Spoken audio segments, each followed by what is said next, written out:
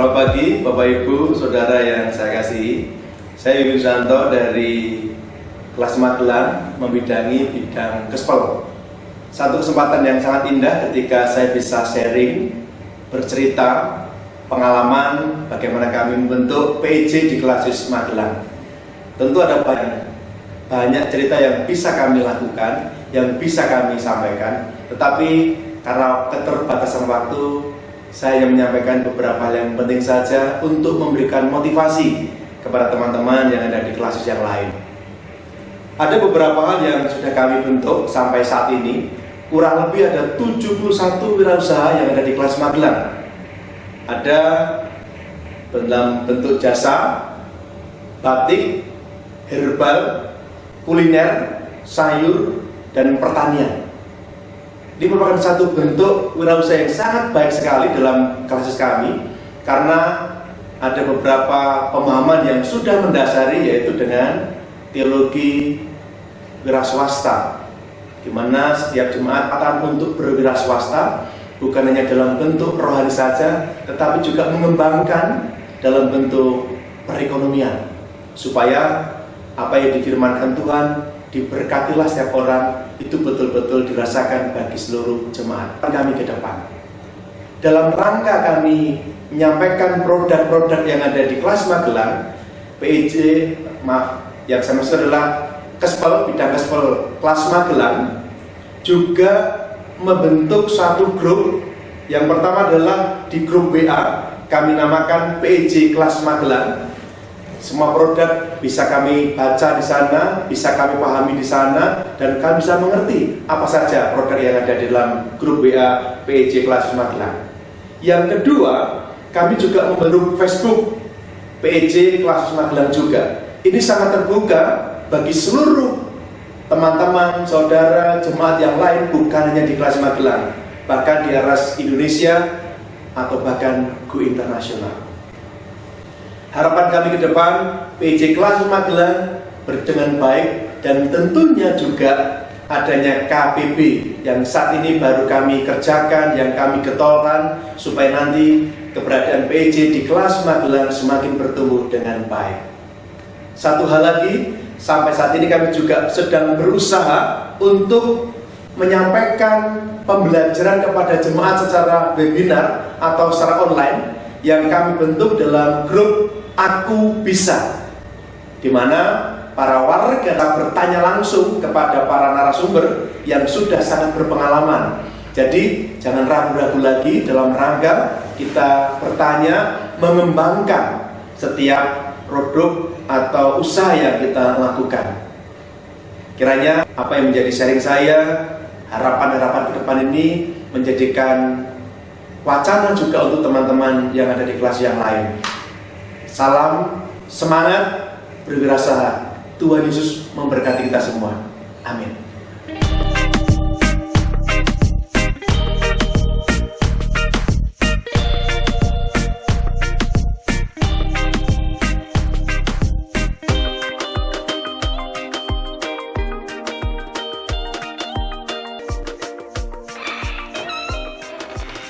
Selamat pagi, perkenalkan saya Pendeta Saryoto.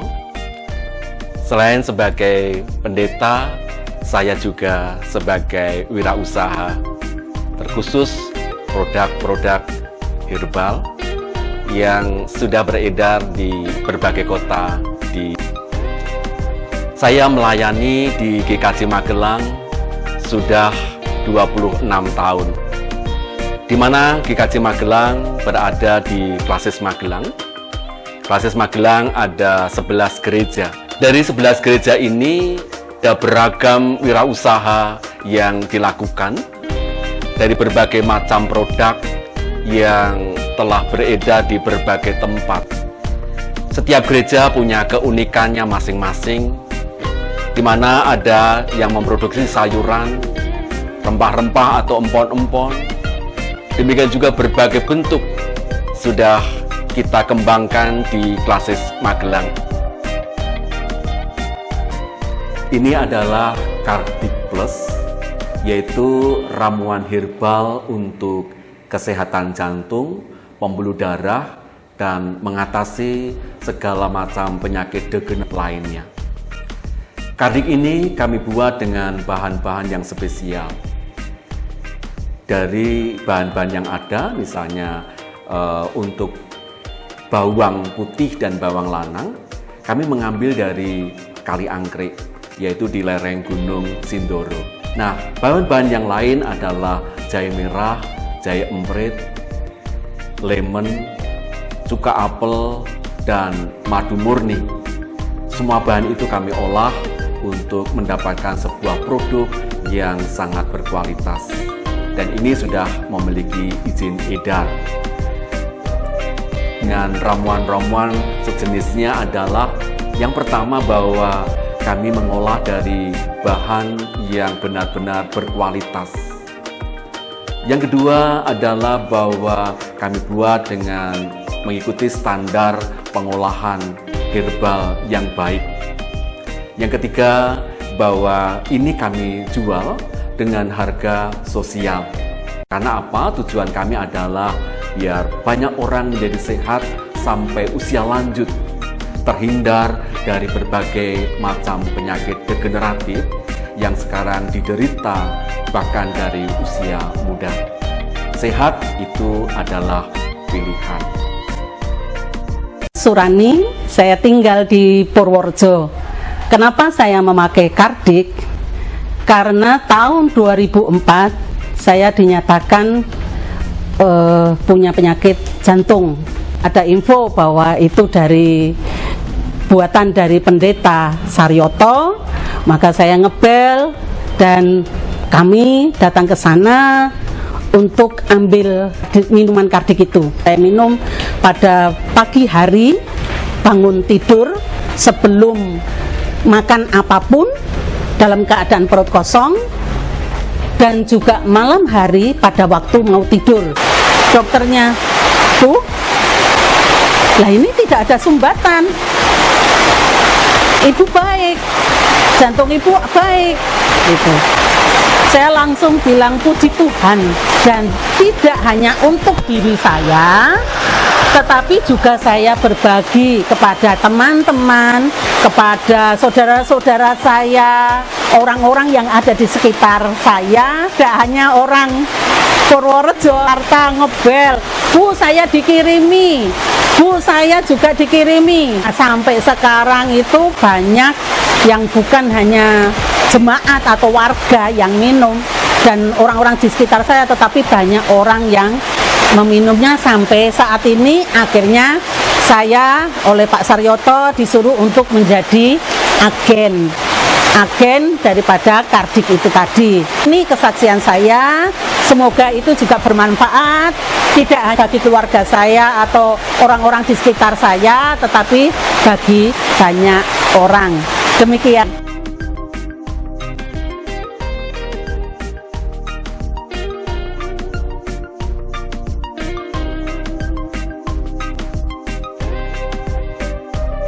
Sebagai pendeta, saya memberikan bentuk pelayanan holistik kepada warga gereja, di mana pelayanan holistik adalah pelayanan yang menyeluruh, mencakup aspek hidup manusia. Pada awalnya saya memberikan perhatian kepada warga gereja untuk pemberdayaan ekonomi jemaat. Tetapi ketika saya semuanya itu, jemaat tidak begitu tertarik. Maka satu-satunya jalan adalah saya harus punya usaha. Dengan saya punya usaha, harapan saya bisa menginspirasi warga gereja dan masyarakat bahwa di tengah-tengah kesibukan kita tetap bisa menciptakan pekerjaan. Nah, saya mengambil pengolahan tumbuh-tumbuhan untuk menjadi jamu, atau bisa dikatakan juga untuk kesehatan, karena memang bahan-bahan ini sangat berlimpah di Magelang. Bahan-bahan ini mudah kita dapatkan di lingkungan kita, tinggal bagaimana kita mengolah dan menjadi sebuah produk yang berkualitas. Saya memulai wirausaha herbal itu sudah sekitar 14 tahun yang lalu. Awalnya saya konsumsi sendiri, terus saya bagi-bagikan ke orang yang menerima dan merasa cocok, meminta saya untuk memproduksi. Dan ini merupakan jalan bahwa apa yang kami lakukan supaya bisa menginspirasi banyak orang. Sehingga ketika saya pendampingan kepada jemaat atau masyarakat peningkatan ekonomi atau pemberdayaan, maka karena sudah melihat, mereka tertarik dan mereka mencoba untuk belajar berwirausaha. Berwirausaha dengan ekonomi kreatif itu tidak terlalu sulit sebenarnya, asal kita punya kreatif untuk mengembangkan menjadi sebuah produk. Sebagai contoh bahwa kita di lingkungan kita banyak sekali tumbuh-tumbuhan yang belum diolah, sehingga rempah atau tumbuh-tumbuhan itu tidak memiliki nilai ekonomi yang cukup baik. Nah, oleh karena itu pada saat ini saya akan menyampaikan atau mengajarkan mengubah sesuatu yang dianggap tidak berguna menjadi sesuatu yang berguna, menjadi sebuah produk. Di mana saya akan mengajarkan membuat sebuah produk dengan bahan dasar yaitu dari daun kersen. Daun kersen yang dipadukan dengan berbagai macam rempah yang tentu akan baik untuk kesehatan, utamanya adalah untuk mengendalikan diabetes, asam urat, menurunkan kadar kolesterol, dan juga penyakit-penyakit degeneratif lainnya. Nah, apa yang kami lakukan ini melibatkan banyak orang dan juga menginspirasi banyak orang bahwa kita bisa membuat sesuatu dari potensi di sekitar kita menjadi sebuah produk. Nah, kita akan belajar membuat sirup yang bahan dasarnya dari daun kersen dan juga berbagai macam rempah, yaitu yang daun kersen dalam jumlah 1/4 kilo, ditambah dengan kayu manis, ini 2 on, lemon atau juga jeruk nipis, ini sekitar 2 on juga, ditambah cengkeh, ini aja, kapulaga, juga dikira-kira saja. Terus jahe merah yang sudah kami kupas, ini sebanyak 1/4, dan juga pandan. Nah, untuk kersen kita rebus. Ini kita potong-potong, jahe kita blender, dan ini kita hancurkan. Ini nanti utuh saja, dan jeruk nipis kita masukkan pada saat nanti sudah hangat atau sudah diangkat dari kompor. Demikian juga bersama-sama dengan bahan yang lain. Ini bisa untuk 2 liter air.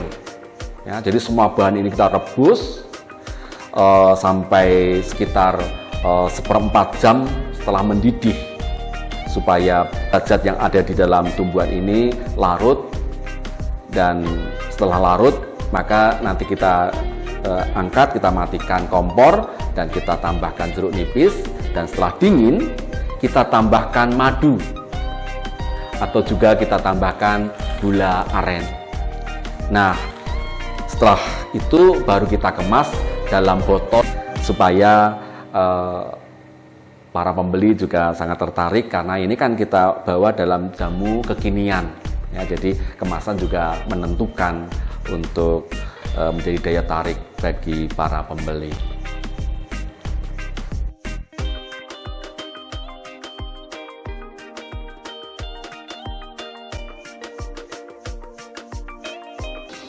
Saat ini kita akan membuat sirup daun kersen. Ya, 1/4 daun kersen kita rebus dengan air sebanyak 3 liter. Daun kersen kita tambah dengan kayu manis. kita masukkan. Kita tambah dengan jahe merah yang sudah kita geprek sehingga akan mudah larut untuk zat-zat yang ada di dalam ini. Kita masukkan cengkeh. Kita masukkan kapulaga.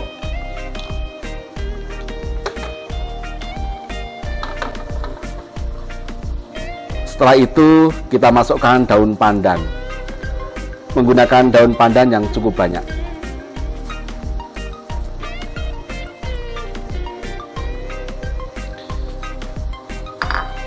Kita tambahkan gula aren sesuai dengan ukuran.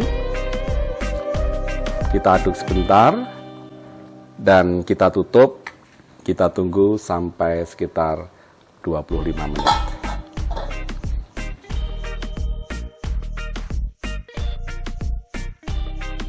Ya, setelah kita rebus, maka tahap terakhir adalah kita masukkan lemon yang kita peras.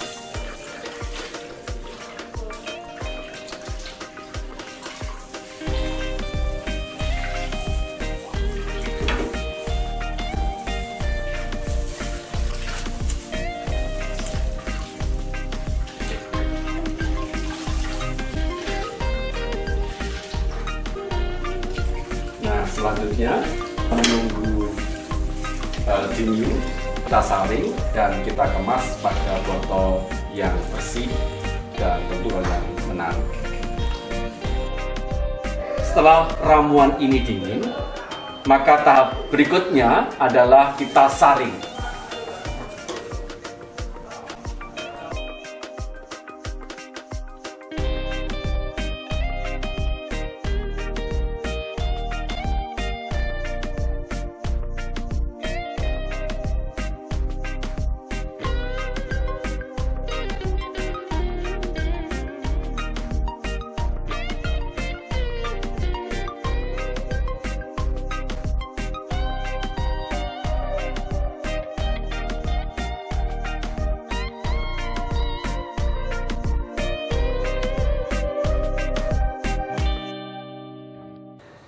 Saya mengembangkan teologi Rasul Paulus dalam pemberdayaan jemaat dan juga masyarakat, di mana pelayanan gereja tidak hanya di atas mimbar, tetapi juga bagaimana pemberdayaan jemaat dari berbagai aspek.